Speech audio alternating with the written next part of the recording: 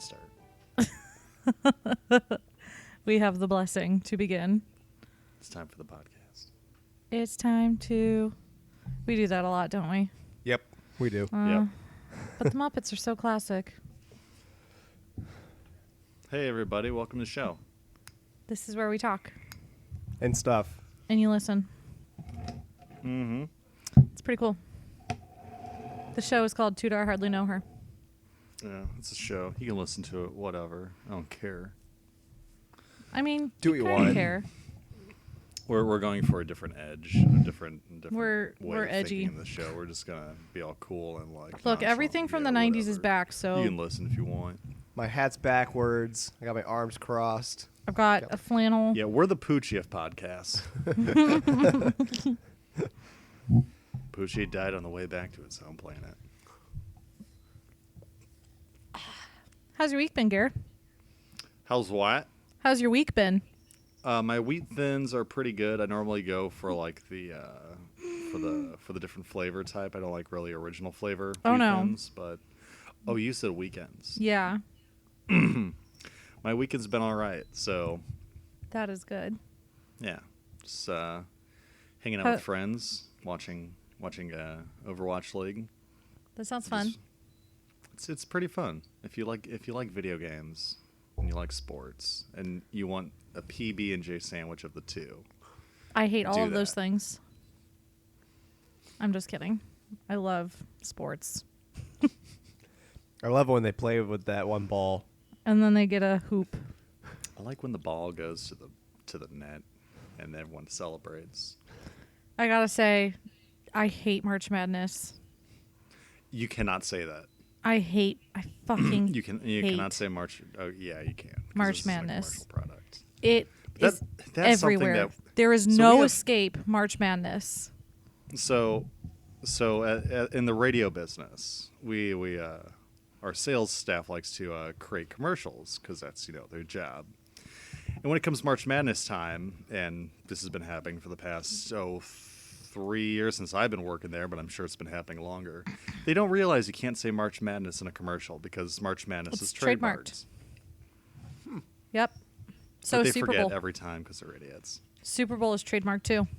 Super Bowl as well. That's why you so many gotta people say, just call it the big game. Yep. Are you guys ready for this March craziness? That's what happens a lot of the times. Are you ready for the Almost all the smart madness? Stupid Smarch weather. Smarch Madness. I wonder if you can get away with that. I mean, maybe. I think we could. Try it next time you're recording and see if you guys get sued. What if we try changing March Madness to Smarch Madness? I think What's we Smarch? should. Get out. Let's propose that. I do hate March Madness. It's just so disruptive. Unlike every other sport has their big thing, like the World Series and Super Bowl and the Stanley Cup, but nothing is as disruptive to every other TV show as March Madness. And then everybody's like, isn't it cool, guys? Let's make brackets for everything. Let's put these cats in brackets and everybody can vote on the cutest cat. March Madness brackets. Well, to be fair, cats are kind of cute. And I would Cats are totally cute, do but I that. don't need March to tell me they're cute. I can judge cats in my All free year time. round. Yes. Oh, I just hate the brackets. You ready?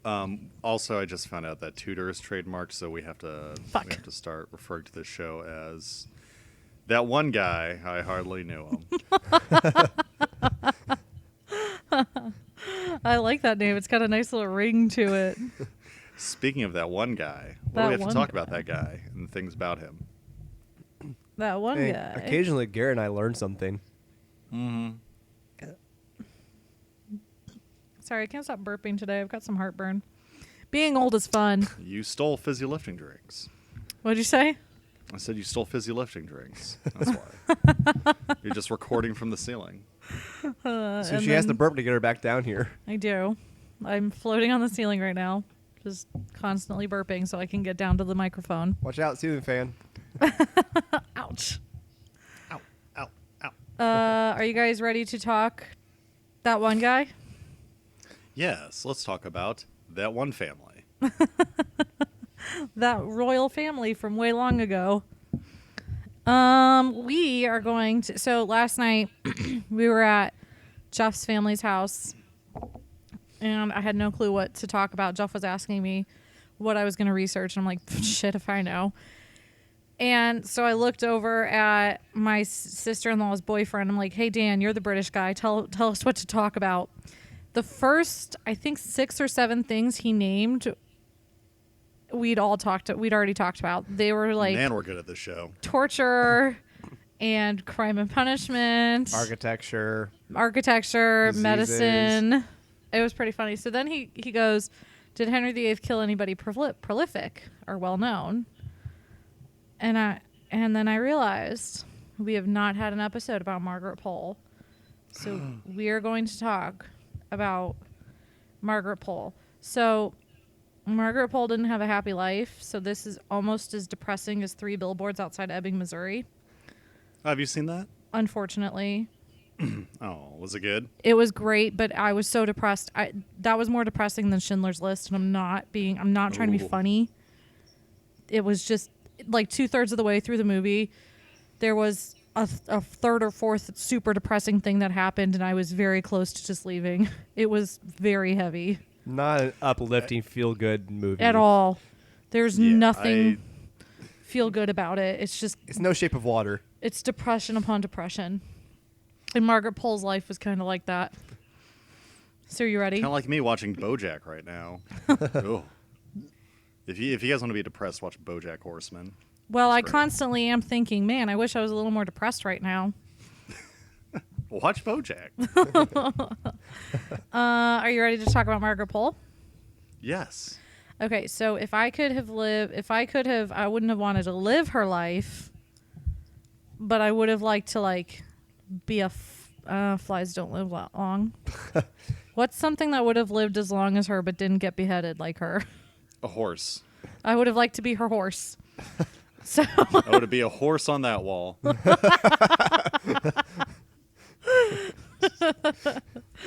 So, Margaret Pole, she was born August 14th, 1473. And I want to give you a little bit of background to tell you the kind of world she was born into. Her father was George Clarence, the guy who drowned in a barrel of wine. And her mother was a woman named Isabel Neville. So her uncles were both kings, Edward IV and Richard III. And to give you a little bit of background, so her grandfather, her mother's father, was called the Kingmaker. He was Richard, Earl of Warwick. Warwick? Warwick.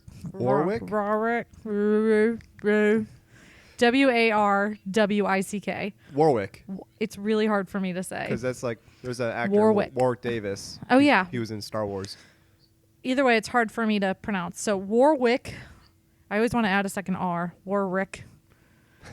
Warwick. The war doctor. Oh, man. The Kingmaker. And during his time, he was the wealthiest and most powerful peer. So this was 1450s, 60s, and 70s. He supported the York claim. So if you remember, it was the Lancasters versus the Yorks. And for the most part, he supported the Yorks. He was actually the one who kind of was like, hey, Richard Duke of York, you should totally boot the king off his throne and take it. So he did that a couple times. And then ultimately he became a Lancastrian supporter. So he died in battle. And so his son-in-law, George, inherited his title. Sorry, I keep burping. George inherited his title. But he was also already a duke, so everybody just called George's son, Edward, the Earl of Warwick. So George ultimately died, if you guys remember. Treason. Yeah. Little bit of light treason, and then a barrel of wine. And so it was Sounds just like my weekend. Yes, mine too. So her brother would be known as the Earl of Warwick, and she would have inherited the title if not for some additional treason. So that's the background. And now we'll start with her very depressing youth. She was born, and then 3 years later, her mother died. Off to a great start. Very great start. It only goes downhill from here. So she had a really difficult childhood. When she was 3, her mother and her youngest brother died. She had 2 brothers, Edward and then the youngest one.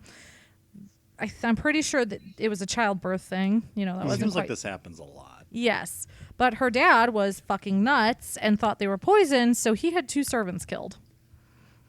What? Yeah, George, Duke of Clarence, was like, no. I'm pretty sure they were poisoned. We're gonna kill it. We're gonna kill those servants. So he killed 2 servants. Then he was executed for treason for plotting against his brother, the king. When she was 10, her uncle Richard III came to the throne.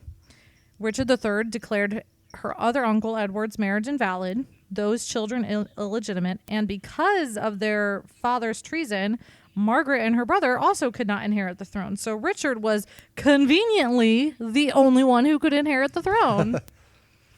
Who'd have thunk? So during that time, Margaret and Edward were sent to Yorkshire. It didn't last very long because Richard III didn't last very long. And in the 1485, Henry VII came over and he defeated Richard III and he married Elizabeth of York. Elizabeth of York was Margaret's cousin, so things were okay. They were brought back, and her brother was promptly locked in the Tower of London. He would have been, let's see, less than 10. So What? Yeah. So he was locked in the tower because Henry VII knew that he was a threat to the throne.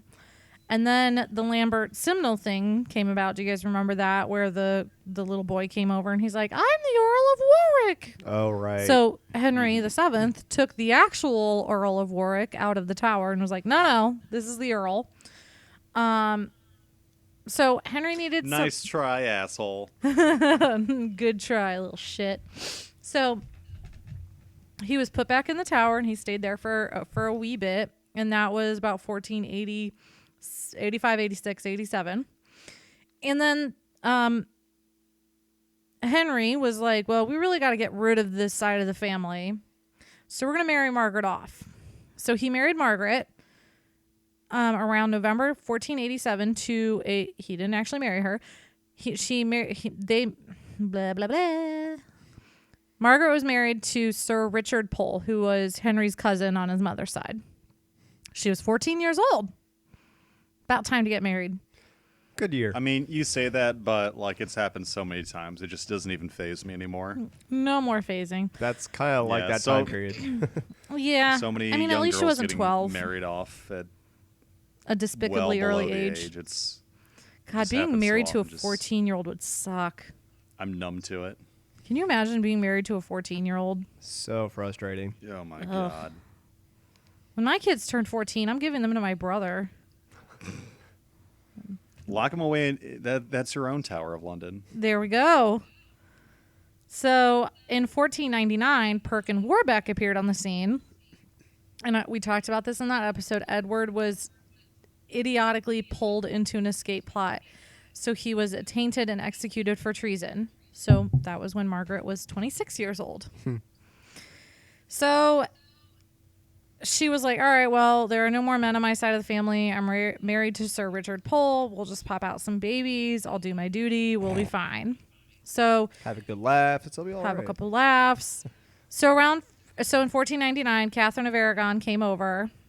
And she married in 1501 or 2. I can't remember what time of year she married him. But Catherine of Aragon married Arthur, Prince of Wales. And so Margaret Pole became her lady in waiting. And it was really nice. And then Arthur And they died. all So lived it sucked. happily ever after. And everything was perfect. And Margaret lived a happy life. And she just had a lot of babies. And nobody touched her. And she was left alone to grow her into her dotage. Just kidding. Sounds like Arthur- a Disney version. Arthur died. There's also And singing Rat or something. I don't know. we do need a song for that. It's like very Cinderella-y, I think. It's like if Cinderella happened, but nothing good happened. And then the prince looked at her and he realized she had soot in her hair and he was like, ugh. Ew, you're a plebe. It's just every scene with the fairy godmother. She's just photoshopped out. If Cinderella was real, then the prince would have fallen in love with her, but then when he found out that she was actually a maid, he would have been like, ew. And then he ditched her. And he went on to have a happy marriage, and she was stuck being a maid. A slave maid. Anyway, so when she was 29 years old, she had become a lady in waiting, and then was not a lady in waiting. And then things continued to improve. Just kidding. Her husband died. So in 1504, when she was 31 years old, Richard Page died. Or Richard Pole. Who's Richard Page? I actually think there was a Richard Page. Wasn't he in Led Zeppelin or something? God damn it. Yes, that's exactly who that was. That's it. So when she was 31 years old, she was a widow. She had 5 children. Oh my God. Yeah, very How old was limited. she? What, 31? Oh man, this sounds like a sitcom. Less God, that's laughs. our age. That's less horrible. laughs, more sadness. That is our age. Can you imagine having 5 children 5 and widowed. children right now? Yeah, don't widow me. Okay. I will kill you. Not without the 5 children first. No, not at all. Okay, fine. There's no addendum to it. Promise Just me don't you'll die. never die. Thank you. Garrett, same goes to you. Sure. So, I will never widow you. thank you. I appreciate it. So, when Richard died, she had inherited a small amount of land from her husband. She had no salary. The land wasn't enough to support them. So, she sent her third son to be committed to the church. And I don't mean committed like he's insane. I mean like his life was just devoted to the church. So he went and lived with the monks, and he studied church stuff and all that stuff. So his name is Reginald Pole. Were people happy to do that? Well, he wasn't. He was very resentful towards her later in life for being abandoned.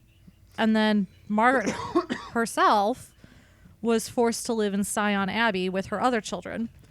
So that was about 5 years of nunnery living with with 4 children. Can you imagine, though? I think Reginald has quite the good reason to be pissed. Because, first of all, he's the middle fucking child. And then she doesn't make any of her other kids go to live in other churches, just him. I would have some resentment towards my mom if she abandoned me but kept all of my siblings. Oh, totally. I'd be pissed. Someone's playing favorites. Right? Not even subtle about it. God. I'm sorry, honey, but you're just not that interesting. So in 1509, Maybe God will love me. tough luck, kid. So she lived in the abbey for 5 years until 1509. So she would have been 36.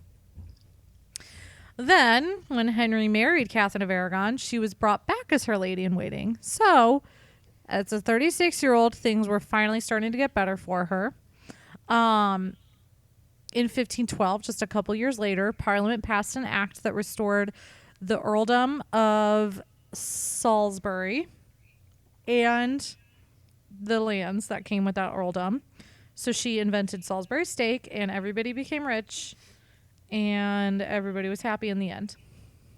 That's not true. That's not true. Spoilers. Oh, I meant to look this up. So she did get some of her lands back, and she became one of only 2 16th century women in England to become a peer in her own right. Do you guys know who the other woman was?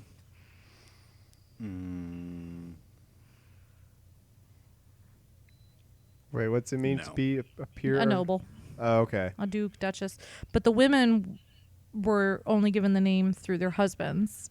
Huh. She was given it in her own right. Do you guys know who the other one is? Have we discussed it before? It was brought up a couple times. I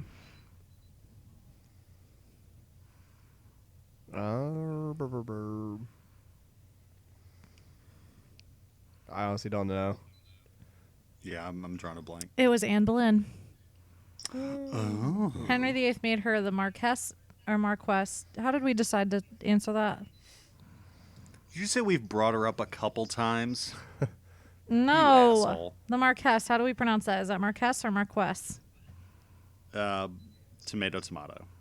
So she was the tomato of Pembroke. But yes, her and Margaret Pole were the only two in the 16th century. And so Margaret was the Countess of Salisbury. I bet you I'm going to get a shit ton of people writing into me, and they're going to be like, actually, it's pronounced potato. It's spelled Salisbury, though. It is, but I don't trust anything in Britain. Anytime we come across a word that we don't know how to pronounce, we'll just pronounce it every way we think we know how to say it. And then at one until time, we'll someone be says, right. That's the one. Okay, so let's call her Salisbury. So that's your pronunciation, Jeff. What's yours? How do you want to pronounce it, Jeff? What? Salisbury. Salisbury? Okay, Jeff's got Salisbury. Sarsaparilla? Garrett, are you going with Okay. Salisbury?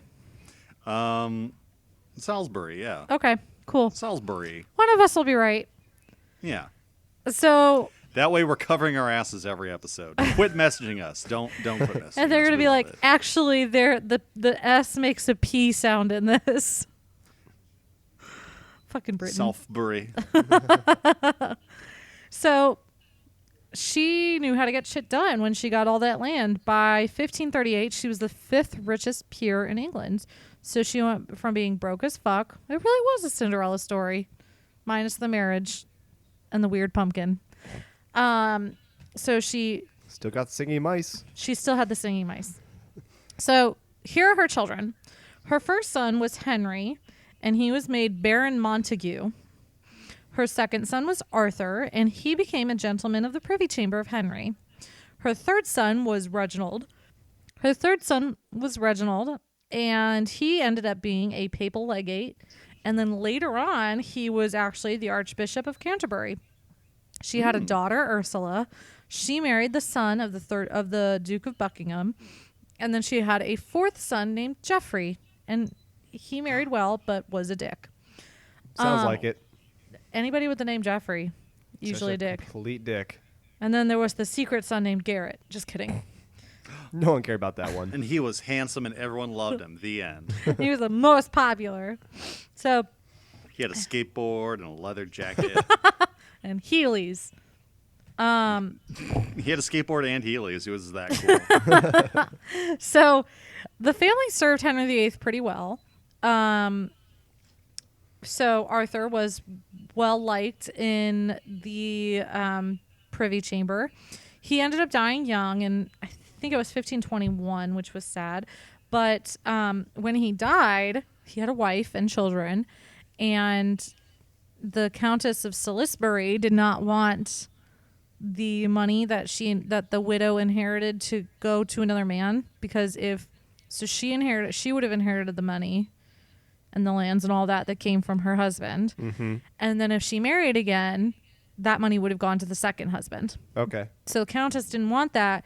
So they pressured her into making a vow of chastity for the rest of her life so that the children would get the inheritance. Ooh, I mean, that's a tough one. yeah, but still pretty, family loyalty, unless you're Geoffrey, and then you suck. Yeah. Not you, Geoffrey. You're good. So Geoffrey was actually, Arthur. He was actually hanging out with the Duke of Buckingham when the Duke of Buckingham got caught up in all that shit. So they kind of felt Henry VIII's wrath from that. And then her daughter Ursula, because she was married to the Duke of Buckingham, she kind of got screwed over as well because he was attainted for treason. So she didn't get any of the inheritance, or her husband didn't, that he would have gotten. But they were pretty loyal to a degree.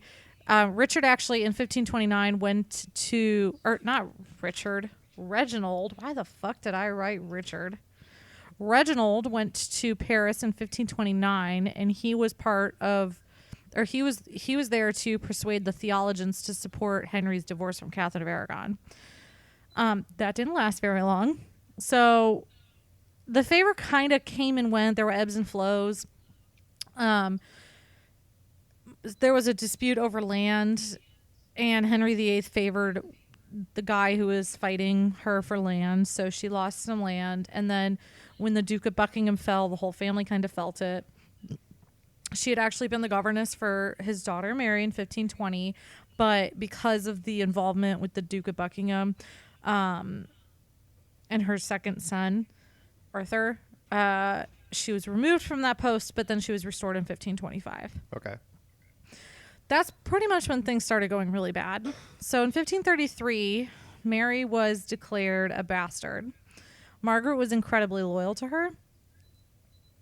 And she refused to hand over the gold plate and jewels that she would have had to hand over. And then Henry disbanded Mary's house, and Margaret asked, "Can I please serve her out of my own pocket?" And Henry said, "No, fuck you, go away." So it wasn't, that one really wasn't reflective on Margaret. That was more a punishment on Mary, because she wouldn't acknowledge Anne, she wouldn't acknowledge their marriage and her status, blah, blah, blah. So it was not really meant to be a punishment for Margaret. It just ended up also being a punishment for Margaret. So she was sent away from court until 1536. And then Anne was executed. And so she came back. And then Henry went fucking crazy, if you guys remember.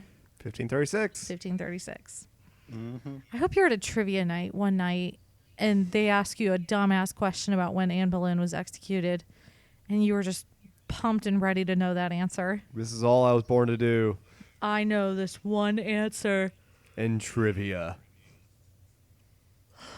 So, remember, the family had a claim to the throne. In fact, they were the only ones who had a claim to the throne. The entire Pole family. So, in May of 1536, after Anne Boleyn's, during the same month as Anne Boleyn's execution, Reginald was like, "I'm done with this. I'm sick of Henry's craziness. He's got to stop going back and forth.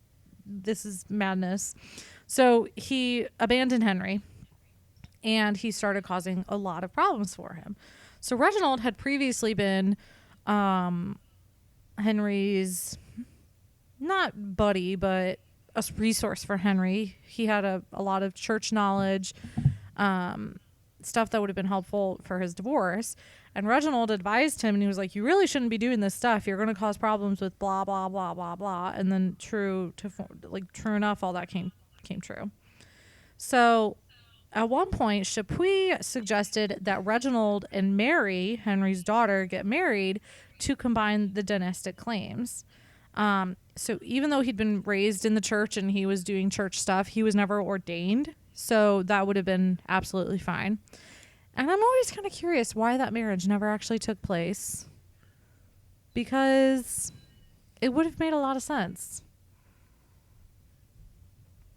Any answers, guys? Sorry, you cut out there. I couldn't hear you. I was saying I'm trying to figure out why that marriage never took place, because it would have made a ton of sense for Reginald Pole and Mary Tudor to get married. I mean, well, to be fair, Henry VIII had to say yay or nay, and he probably wouldn't have allowed it. Yeah. But I'm wondering why Mary didn't marry him later on when she was queen. Oh well, the world may never know.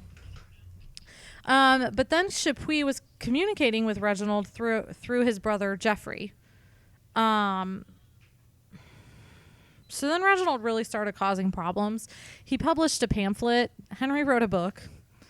And Reginald published a pamphlet in reply to the book saying Henry's stupid. His reason for divorcing Catherine of Aragon made no sense. He's full of shit. And there's no way he's got royal supremacy over everybody. So that really pissed off Henry. But then Reginald urged the monarchs of Europe to depose Henry VIII. Holy shit. That is straight up fucking treason. There are no ifs, ands, or buts about it. That's treason.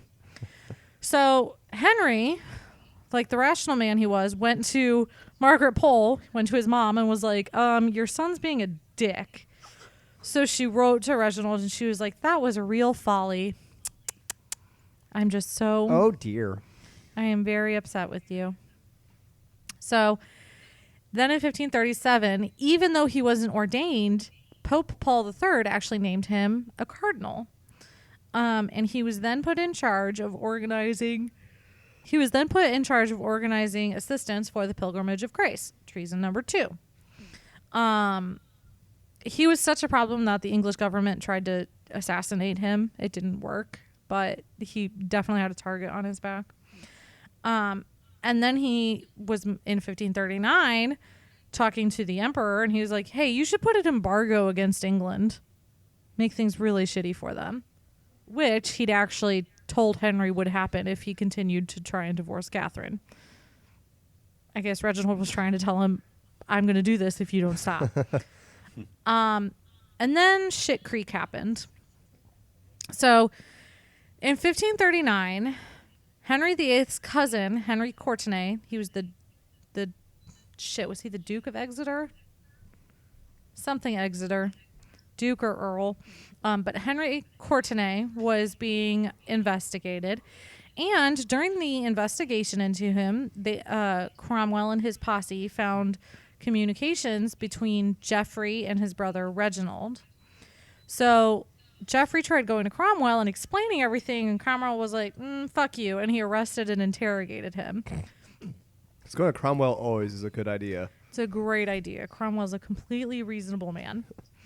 So during the interrogation, he told Cromwell that not only was he communicating with Reginald, but so was his older brother, Baron Montague. So Baron Montague, Courtenay, and Margaret were all arrested in 1538. A year later, Geoffrey was pardoned. He's such a dick. Can you imagine being the one brother who got... He just sucks. So when Margaret was arrested, she was 65 years old. Her son, Baron Montague, was executed, and so was Courtenay. Ooh. They were attainted, and they lost their lands and their titles. Also, her grandson was arrested, who was a child, and he was put into the tower with Margaret for 2 years. 6 months after... That's where all kids go. What? It's where all kids go. Just like- throw them in the fucking tower. It's like a long summer camp. It really is. The Princess It's like of the Chuck E. Tower, Cheese, but- Edward, Baby Montague. less like a prison. The ball pit, you probably shouldn't jump in. There's spikes at the bottom. Those are actually skulls. Those are the skulls of all the princes we've killed in here. So they had done a search Just of her ignore those two skeletons over there. So they'd done a search. What do I do with all these tickets? That's how you get food. So Were they'd people done a treated search well of in her the tower, house or when were they. they kind of treated like absolute dog shit? What'd you say? Were people treated well enough in the tower, or It depends on your nobility. Mhm. Like if you're like Anne Boleyn, she was placed in the same rooms that she slept in before her coronation. And it's like, well, this is poetic. yeah, very poetic. So they've kind of fabricated evidence against Margaret. So, fuck, can't stop yawning. So when they arrested her, they had done a search of her house. And then 6 months later, they were like, oh, look at this evidence we totally found 6 months ago. I swear to God. And it was a banner for the 5 wounds of Christ. And that was support of Roman Catholicism, which was treason. So she was sentenced to death. But she was actually in the tower for 2.5 years before anything else happened. She was housed with her grandson and the son of Courtenay, the other guy who was executed. And there was a poem found in her tower. I'm going to read it to you. And the poem... God, this sucks. Oh my God, this sucks. No. Get me out of here, please. So it I'm says... so bored. It's 99 bottles of meat on the wall. This was the Here I sit, brokenhearted. This is the poem found in her cell, carved on the wall. For traitors on the block should die. I am no traitor, no, not I. My faithfulness stands fast, and so towards the block I shall not go, nor make one step, as you shall see. Christ in thy mercy, save thou me. I'm not going to lose my head. I got Jesus on my side. In the jungle, you must wait until someone rolls a 5 or 8. And then she was stuck in the Jumanji world. So in March of 1541, she was actually given a lot of really nice clothes. But that was probably Henry VIII just mentally fucking with her, because on May 27th, 1541, she was told that she would die within the hour. So she got barely any time to prepare her soul to die. And because she was born of nobility, she was not executed before the populace. So It was a private friends and family affair. It was a friends and family affair. It was not a huge, big thing, but it was an incredibly brutal execution. So I'm going to read you some of what Chapuis said. That guy. Yes. He wrote, "At first, when the sentence of death was made known to her, Chapuis wrote, "At first, when the sentence of death was made known to her, she found the thing very strange, not knowing of what crime she was accused, nor how she had been sentenced. Also, the main executioner had been sent north to deal with the rebels and the pilgrimage, or with some other rebels. So they get a replacement executioner, They did. Last minute substitution. And it was said he performed a wretched, and it was the execution was performed by a wretched and blundering youth who literally hacked her head and shoulders to pieces in the most pitiful manner." He was the cousin of the original executioner. He's like, he did us a favor. And just like, So it took 11 swings of the axe to actually decapitate her. oh, God. And she refused to put her head down on the block, saying, "So should traitors do, and I am none." And she turned her head every which way, instructing the executioner that if he wanted her head, he should take it as he could. Ooh. And another guy wrote that she was actually chased down and pinned to the ground to be executed. So that is the most brutal execution of Henry VIII's reign, because she was a frail 67-year-old woman Who gave no shits who about them. had committed zero treason. She was just a threat, which is crazy because she was 67. She couldn't have any more kids. She did nothing. It's just one of the most brutal aspects of Henry VIII's reign, I think. It's just and- always that weird thing to always think about how that's actual history. Like that's It really that is. was a common Yeah. thing happened back in then. Yeah, it's one of those historical moments where you remember how brutal everything is. Yeah. So that's Margaret Pole. All right. That was cheerful. Yeah, I figured. But she is a fascinating woman, and I thought she deserved her own episode. I didn't think we'd have a lot to laugh about this one. It's not really easy to laugh at something so sad. Yeah. But it kind of blows my mind that she was executed and there's nothing she did. Once again, I'm not too surprised because it seemed like that was just I'm a not common thread. Well, I mean, he executed his wives, but at least he came up with reasons for that.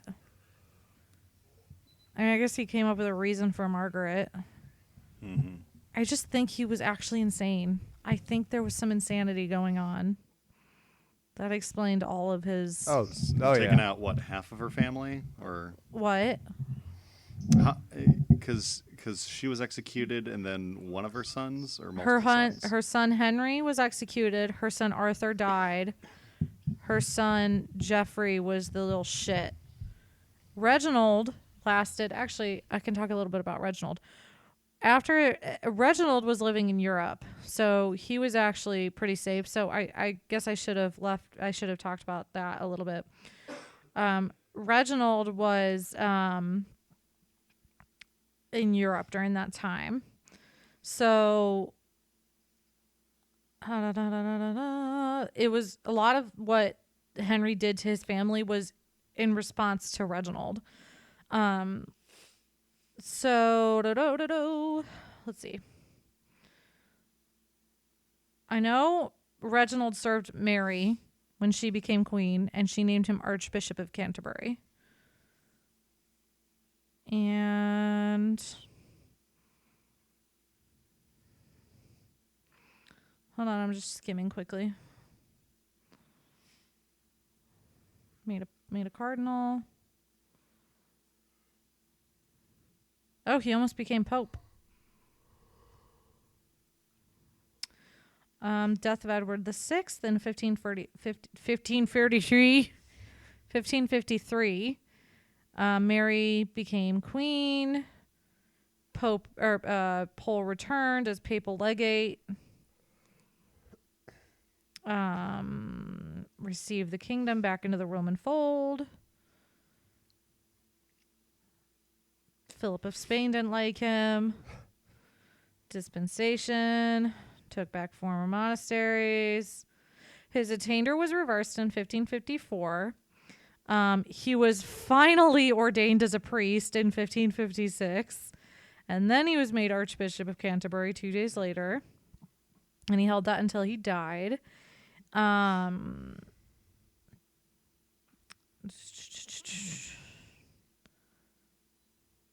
He may or may not have been involved with all of the burnings of Protestants. It's disputed, apparently. And he had failing health. He ended up dying during a flu epidemic in 1558, nearly 12 hours after Queen Mary died. So there we go. That's what happened to Pole. Don't know what happened to Ursula. Don't know what happened to Geoffrey. Geoffrey was probably not living a happy life. He didn't really do much, Geoffrey. So. Yeah, Jeff. Come on, Jeff. Jeff. Jeff. Well, Jeff. Jeff Purdy. Jeff Purdy. Jeff. So that's the Pole family. Well, all right. And it was depressing.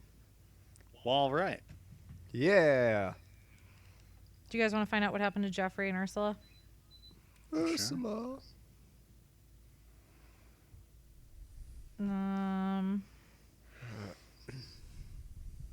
Geoffrey.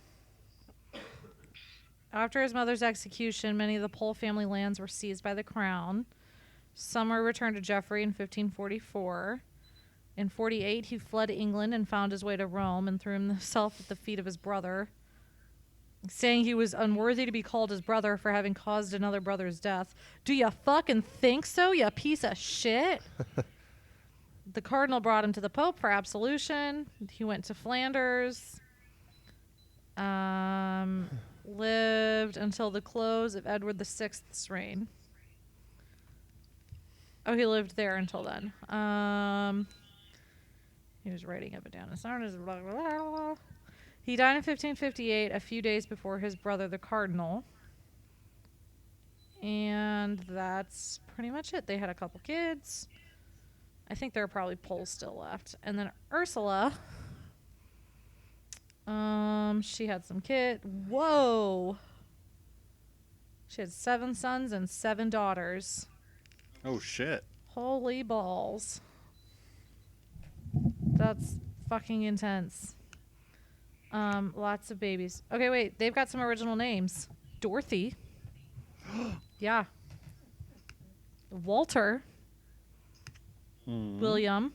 Susan. That's impressive. I'm so proud of you guys. So, but she ended up dying at the age of 66, so just a little bit younger than her mother, and she died in 1570. And at the time of her death, her daughter, Dorothy, was one of the most influential ladies at the court of Queen Elizabeth I. Anyway, that's the Pole family.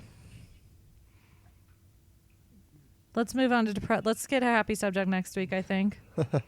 Yeah, let's do a culture episode. Okay, any ideas? Nope, we'll figure it out later. Sounds like a plan, Stan. Find us on Facebook at Tudor Hardly Know Her. I still have a few messages to respond to. I'm very sorry I've been delayed in that. I've just been super busy at work lately, and I've had very little time to myself. Find us on Twitter at Tudor Know Her. Rate and review us on iTunes. We really like reading them, and we do take your reviews into consideration, I swear. Notice how the cursing is not as bad. And I think that's it. Right? Okay. Yep. Cool. So until next time. All right. Next time. Yeah. Died. Divorce, we had Has survived. survived. Goodbye. Goodbye.